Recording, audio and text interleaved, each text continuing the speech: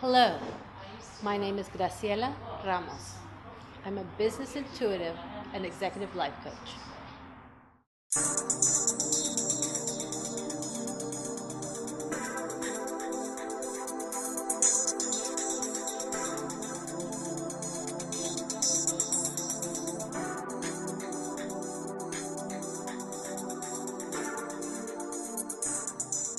Ladies, sometimes it's necessary for us to go through this process called transition because it offers us an opportunity for immense growth and expansion. Most people are in the transition because of circumstance, whether it's life exploding, a divorce, a death, something that occurs that forces them into this transitionary period. Many people went through the financial downturn when they lost their houses. In this particular case, I chose to do it of my own fruition. I want to offer my story as an example of what's possible for you. And I hope that you enjoy my talk.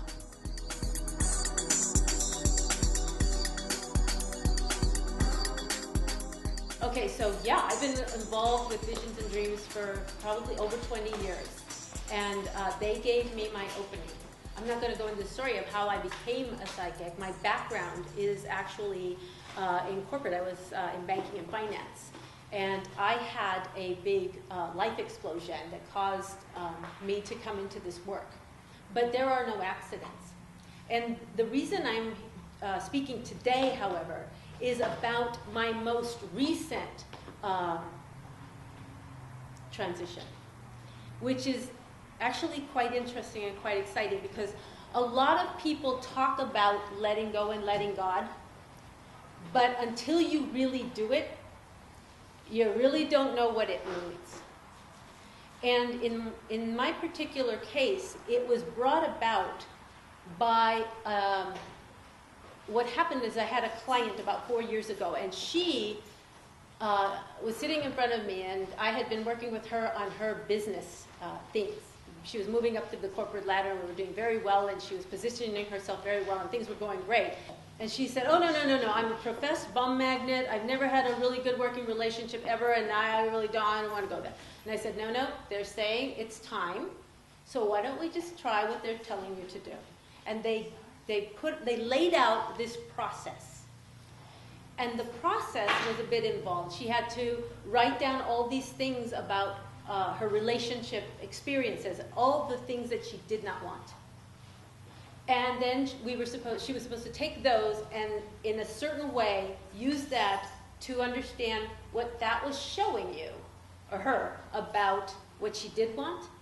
Then she was supposed to destroy that list and declare to the universe, God, whatever, that she no longer had to do those lessons again, which is huge, right, if you think about it. And take that new list, absorb that information, and find out a lot of things about who she had become, what life had been trying to show her, her values, what was really important for her in order to be happy, what she needed and wanted in that arena.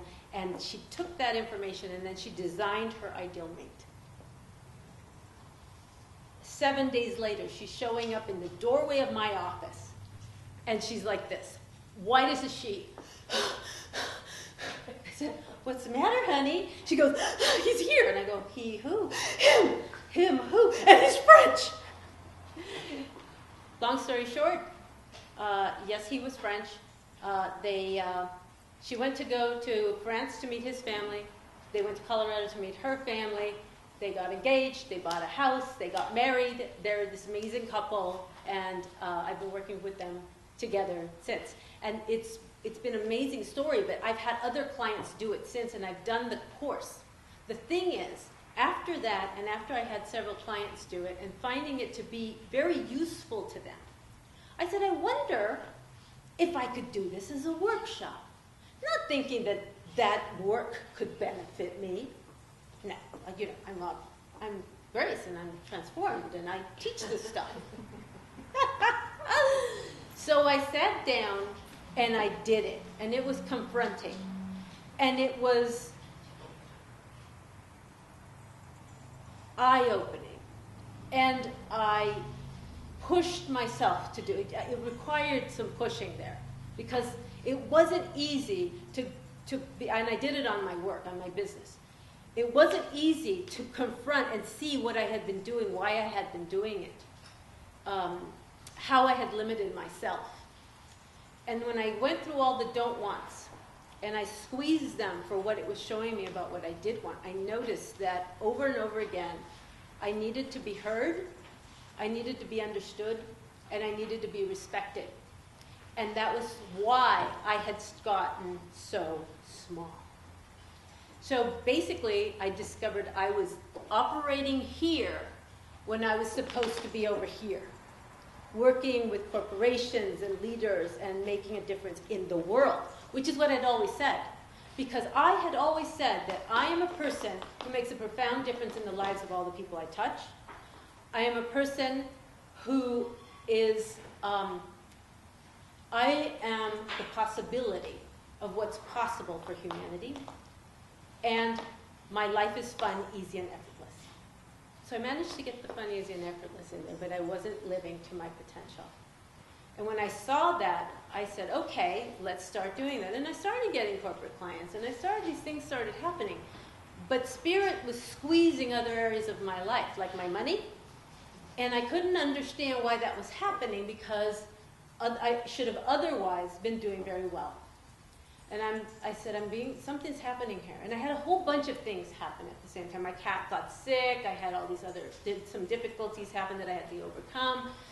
My cat's illness was very hard. He had kidney disease, and I had to put fluids in him, and I couldn't really travel, or I had to have a nurse with him, and it was very hard. And I went through this whole period of not sleeping.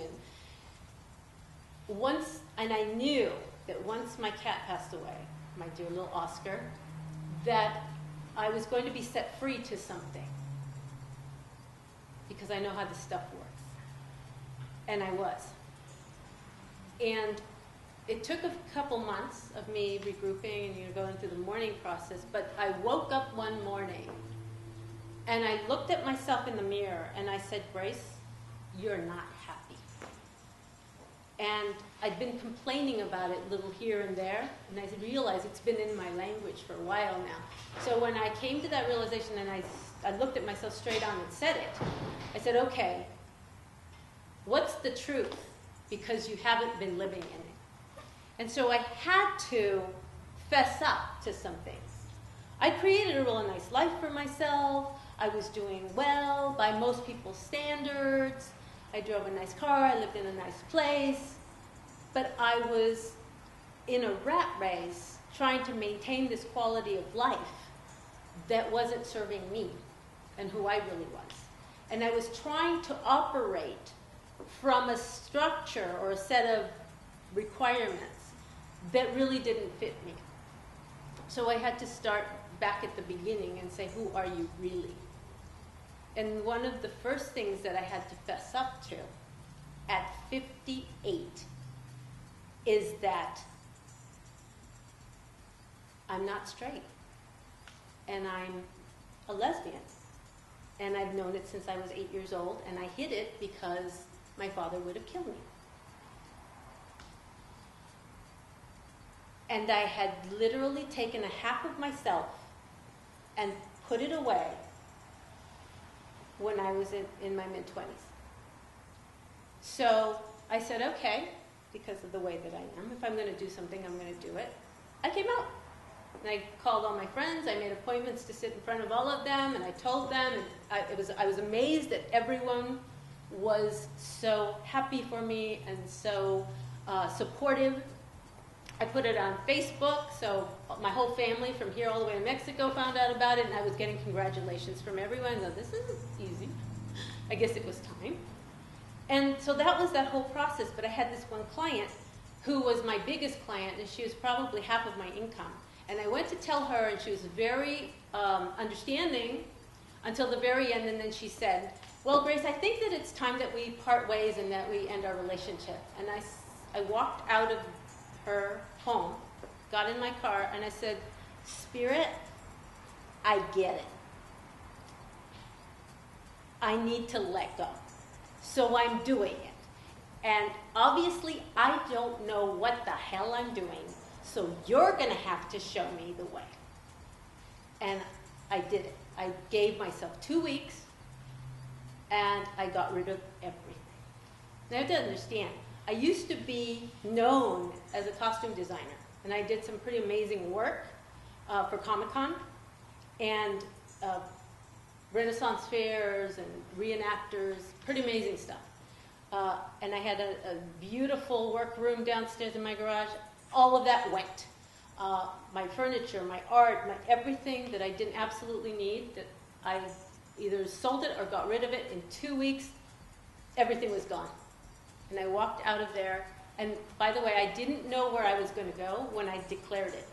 Within a week, a friend of mine came to me and said, Grace, you can come stay with us in my guest room. So I knew I wasn't going to be on the street. So I said, okay, thank you, Spirit. Then I went there, and I felt like a college student come back home. So I took a couple of weeks and got some rest because I hadn't been sleeping. Caught my breath and started moving forward. And a bunch of stuff started coming. Like a friend of mine who owns a spa called me and said, I've got a doctor friend who's got this machine that he's going to be on the doctor's show, and he needs a subject. Can you do it? So I did, and I got this $3,500 procedure done for nothing. I got a client called me from Thailand, and he said, what's going on with your life? Why he asked me that, I don't know, but I told him, and he said, oh my God, this is the perfect time. I've been wanting to invite you to come to Thailand for a week. And you can come and you can work a couple of days, and I'll pay you this many thousands of dollars, and then you can go stay at my estate in Phuket. Okay, I'll take it. and all these things were happening. But I couldn't suddenly I found I couldn't get out of that house. And I go, okay, Spirit, you need to show me. Where am I supposed to go? So I started looking for a place. And I go, maybe I'm supposed to look bigger. So I started looking for a nicer place. And certain things showed me, yeah, that's where I'm supposed to live. How I'm supposed to do it, I don't know. But there were other things I needed to do. So there were women that I needed to meet. Because I said, okay, Spirit, I need intelligent, dynamic women that are like-minded, that I can connect with, so I can create my new tribe. And they started to show up. And I had lunch with one, and she introduced me to another, but certain circumstances had to be that I had to be in certain places, and all these synchronicities, and I don't want to go into the details of it, but one thing led to the next, that led to the next, that led to the next. The important thing was I had started to set my vision out there. And the vision came from the work that I had done, where I had seen that I was playing here and I needed to play here. I designed this person who was going to make that difference in the world that I always believed that I was supposed to, but I hadn't because I've been playing small. So when I was brave enough or clear enough to create that vision out there, everything started to align to get me there. Now, mind you, I needed to let go of all the stuff and the baggage to be able to do that. But that was just part of the process for me. Not necessarily what everybody has to do, and I wouldn't recommend it to everyone.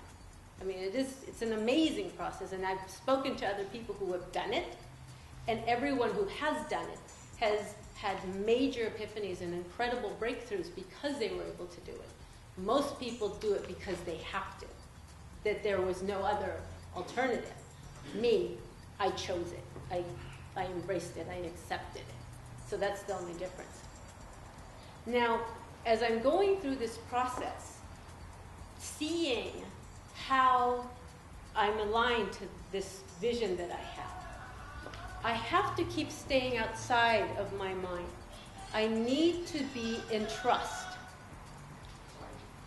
Thank you. Being in trust is very important, because if we're not trusting the process, then we're going to be deviating. And what I find is we wind up setting ourselves up for some other life lesson, because life has to come back and show you that, no, not that way, this way. So the interesting things that I'm finding now is the need for clarity and focus on my vision, and to be able to stay out of my mind or out of my head, if you will, concerning anything that shows up. So whatever it is that shows up. it doesn't matter what it is. I must trust that that's the next appropriate thing that I have to deal with, go through, experience in order to get where I'm going. And when I allow myself to do that, without getting stressed, without worrying about it, without getting upset, that's the hard part. Let's not get upset. I step into it, I trust the system, and I find that once I'm on the other side, certain things will start to happen, and then I say, oh, I get it. If I hadn't gone through that, I wouldn't have been positioned for these next 2, 3 things. So it's literally like that. And I remember once I was,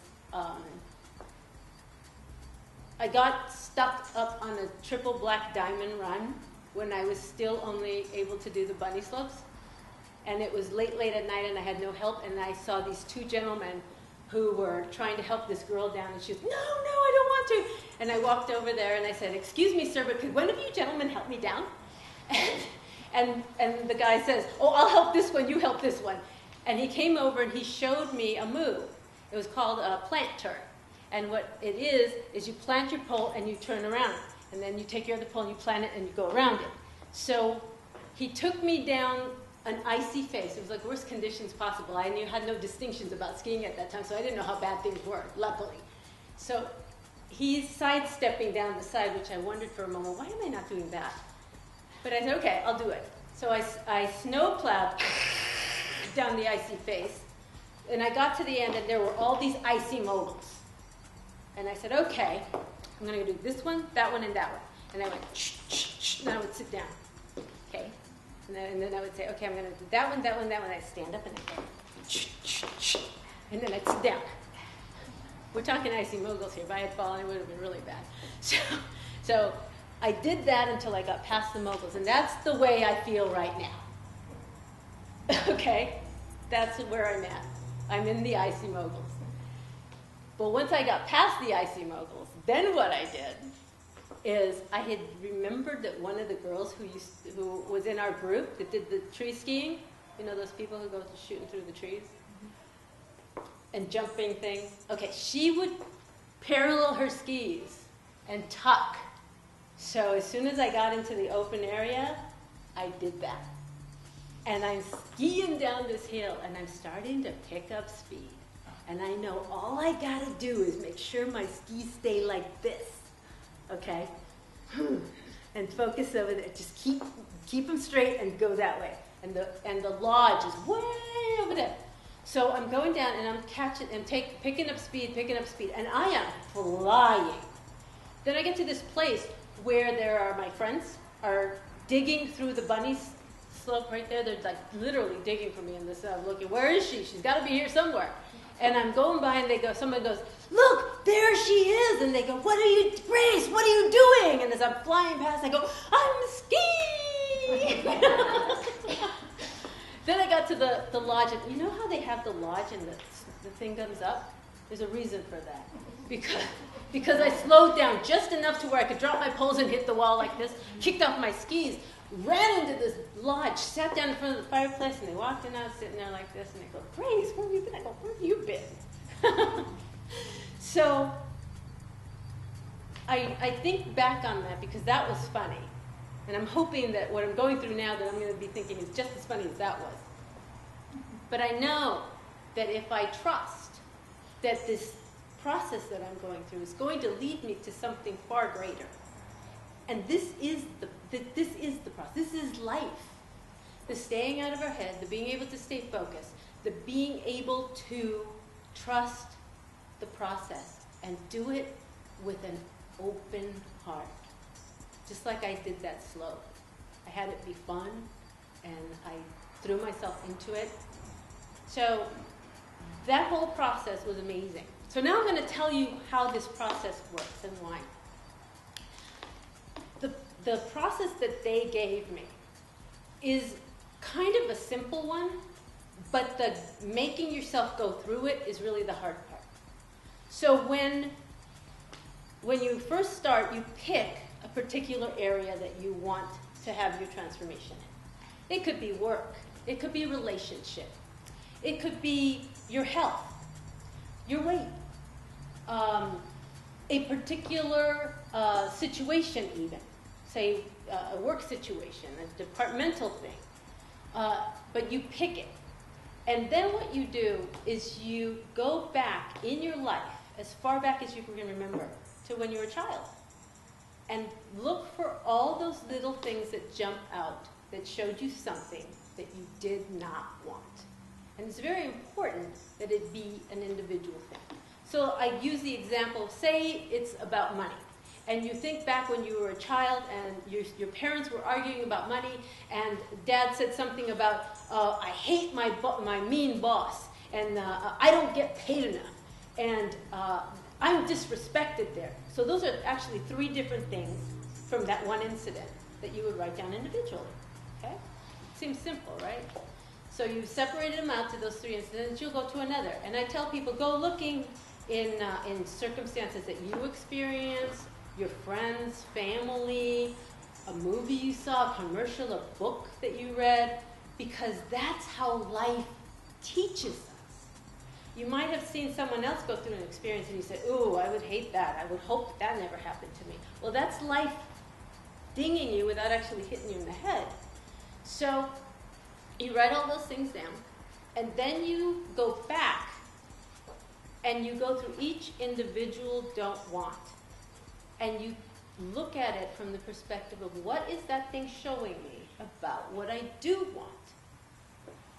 And the amazing thing is that a want, to say I want to be loved, that's all it tells us. To say that I want to be respected, that's a very good thing to get, but that's all it tells us. But to say that I don't want to be disrespected, now we've got something to work with. Because it depends on the circumstance or the situation. But if I don't want to be disrespected in a personal relationship, then it means that I want to be loved. I want to be honored. I want to be respected. Perhaps I want to be cherished. If it's in a work situation, I might want to be heard. I want to be appreciated for my contribution. Do you see what I'm saying? And I could go on and on. I could probably come up with at least 10 things. So a don't want is powerful in being able to allow us to define what we do want. And that's the power in the don't want. And a lot of the people who talk about laws of attraction and how to manifest say, don't focus on what you don't want. Well, although that's true, why do we have the don't wants? Why do we have to experience things that we don't want to experience? I mean, if it was that simple, then we would just focus on the thing that we want, and then we would get that thing. But sometimes we need to adjust. Just like, I don't know if you're aware that when an airplane pilot is piloting a plane, what they're really doing is just readjusting things a little bit to just make sure they stay on course. So it's those little teeny adjustments that the don't wants create. So you might think I'm getting from here to there, but in order for you to get to that there, whatever that vision is for yourself, sometimes there's stuff that you didn't know or you weren't aware of. And a don't want will come along here to help you see something to make that adjustment. And that's what we teach in that class. And once you do it and you learn how to do it for yourself effectively in one area, the great thing is you can turn around and do it in any area for yourself. And then you could teach your kids or your spouse, because now you own that process. So it's a powerful course. We do it in 4 hours. You get to go home and do a completion. One of the things that I say is that, because let me explain something here. It is an energy process. We're not going in and just kind of just doing whatever shows up. Once you come into that room, or once you start doing that process, whether you do it in that room or by yourself somewhere else, what you're doing is you're starting to manipulate the energy. It's like a energy shift. And because of that, when you finish with the don't want list, because you've opened up this whole thing of don't wants, I highly recommend to people that they, once they're done with it, that they take that list and they do what I call a ritual of completion. And what that ritual of completion is about is where you declare to God, the universe, yourself, whatever your importance is, that I've gotten everything I can possibly get from these lessons, and I don't ever have to do them again.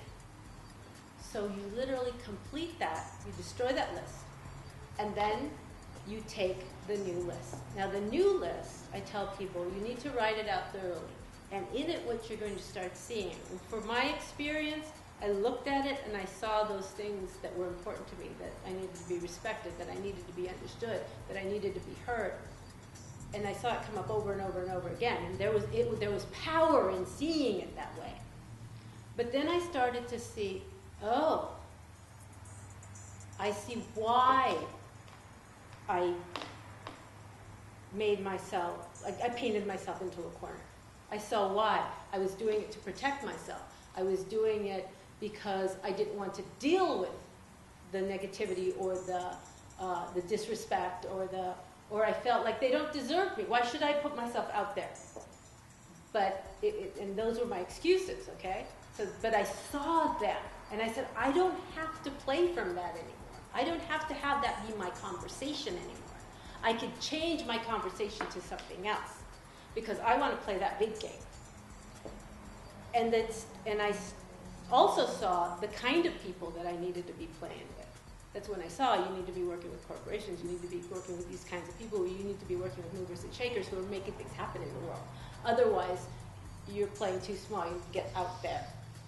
And as I saw that, the vision of what that was going to look like, and the contribution that I was wanting to make, that I knew since I was a child.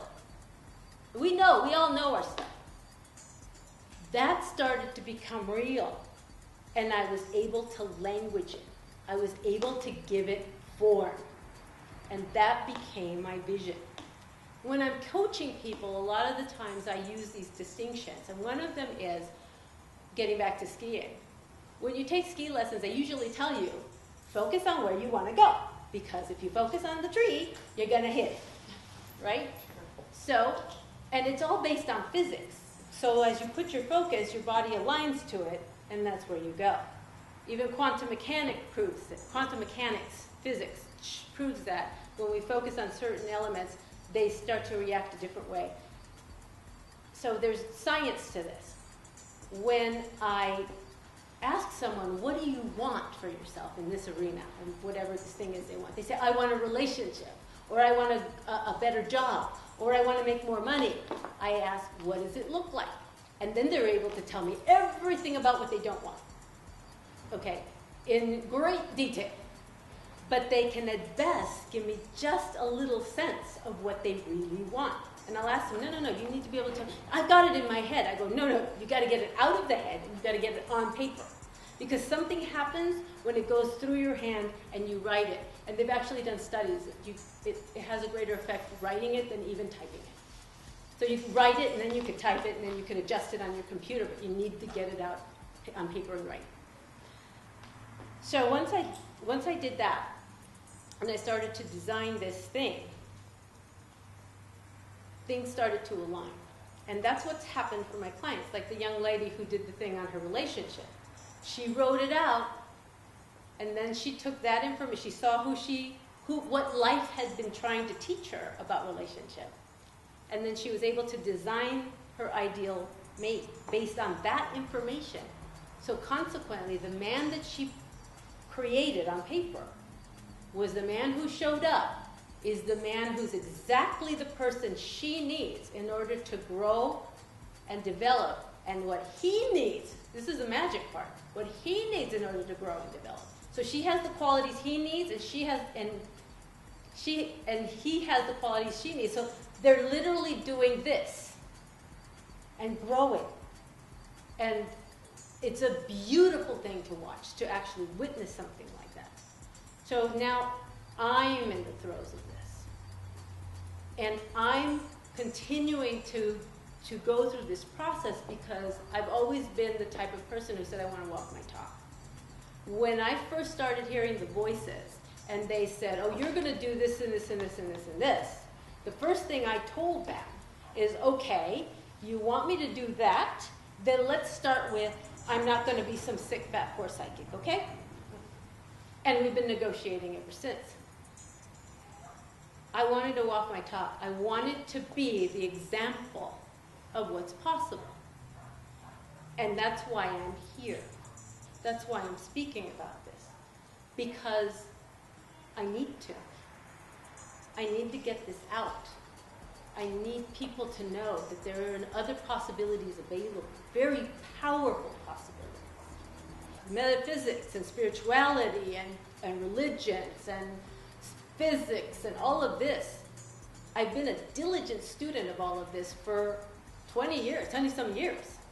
And prior to that, when I was in corporate, I was reading all the philosophers, and I was studying the stuff, and I was doing Anthony Robbins, and I was in Landmark, and I was being trained for all these things.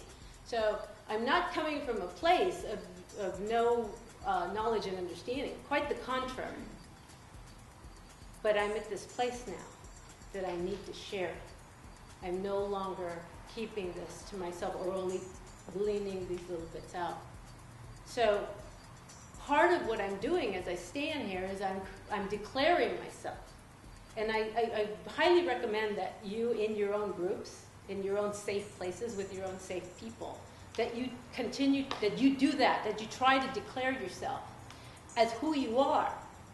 Because what happens there, the first thing that happens is people hold you accountable for that. And then you have to let them.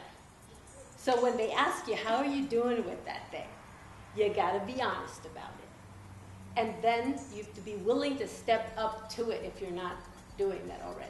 Because that's why they're asking you. That's why spirit or circumstance prompted them to.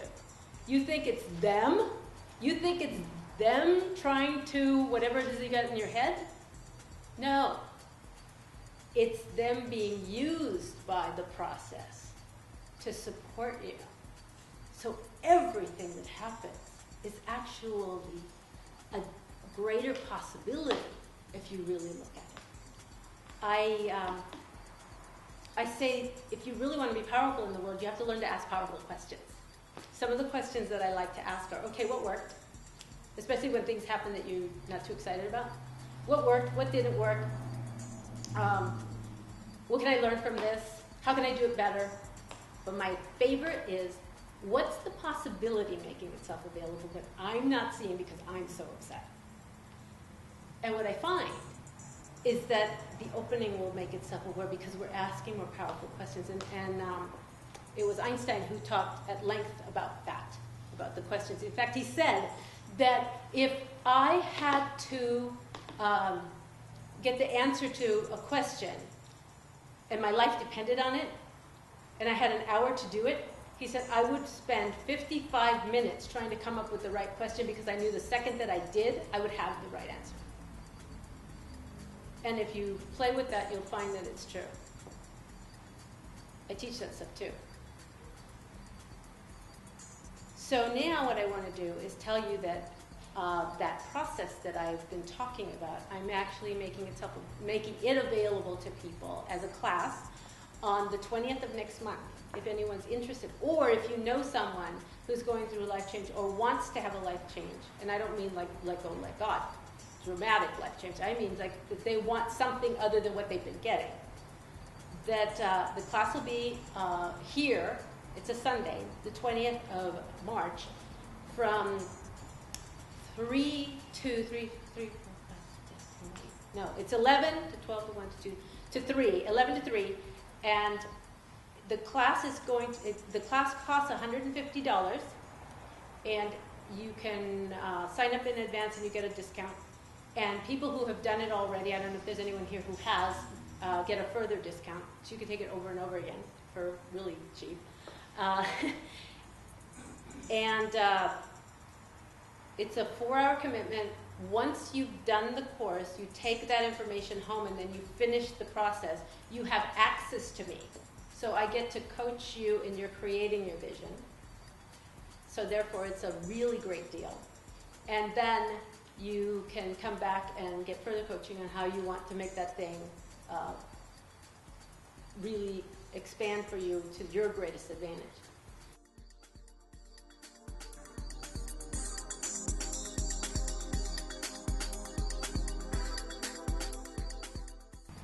first thing you do is you get to complete your past. The second thing you're going to do is you're going to see what life's been trying to teach you about yourself up until now. Okay? And then what you're going to get out of that list is you're going to get what your values are. And by the way, in our society, most people don't know past 3, 4 values. To be able to really language it, we don't realize that we don't know that. It's just not something that's in our society as something important. So yes, you're going to see your values. You'll be able to language them, and that's powerful because now you can speak from who you really are. Then you're going to see what you want and need in order to be happy. Those are 2 separate things, okay? And from all of that, you will get a sense of where you're supposed to be with that thing, whether it's a relationship, whether it's your ideal job, whatever it is. You're going to say, oh my God, I'm supposed to be this thing. Or the thing that would make me happy, the thing that would make my heart sing is this. Duh. You're also going to see why you put yourself in the situation you're in, what you didn't listen to, where you chickened out, you did that, etc. So you don't have to do that again. You don't have to play those games with yourself again. So you're completing an awful lot. Can you see that? There's a lot to complete that. And that gives you the tools to be able to design your ideal life in that arena. And once you do that, it's all a matter of focus and aligning your skis. Thank you. You're very welcome. So, anything else? Okay. You can sign up at the office. You can sign up with me. You can take my card and figure out your schedule and get back to me. Either or any of those things will work, but get yourself in there. And it can be, I'm going to be honest with you, it can be really confronting, but my commitment to you is that you have the biggest breakthrough possible for yourself in your life and for yourself, your heart, your soul, your whole being. And I've had major breakthroughs happen. I had one woman come in and she hated people. And she had all the reasons why she should. Had all these horrible things happen to her with family members, with work, with life, with everything. And she hated people, and she got to the place where she was hating life. And she was starting to make herself sick. And I said, you need to be here. And she came, and she was brave. And we walked her through that process. And what happened was, she let go of the pain. She actually had to do the exercise twice. But what she had to overcome was huge. And after having gone through the process twice, she called me and she said, I've been happy for a week, and I don't remember when that's happened. So, it was huge. And I'm moved by it even now. And it caused her to completely shift how she was being in the world. And now she's in because of how much was out in her world and in her life, she's in the process of healing a bunch of things with her. Like she got done with the outside family, and now she's working with her mother. And cleaning out a bunch of stuff. And circumstances have happened. It's funny, if you heard the story, it's like, wow, really, you had to go to that level. But she's in that. And we're not talking about a person who's in financial straits. This is a wealthy family. But the breakthroughs that are occurring, the openings that are occurring are amazing in their depth and breadth and how it's opening her up. And not opening her up in a painful manner. That's what's amazing to me. And there are painful moments, and there are confronting moments, but what could have been a very painful process has turned into this gradual opening like a flower. And I've been able to witness that, and I'm very moved and honored to have been involved in that. So yeah, what's available through this work is phenomenal, and it all depends on the individual putting themselves through that. And it is a very individual process. It's going to happen in your chair and on your paper.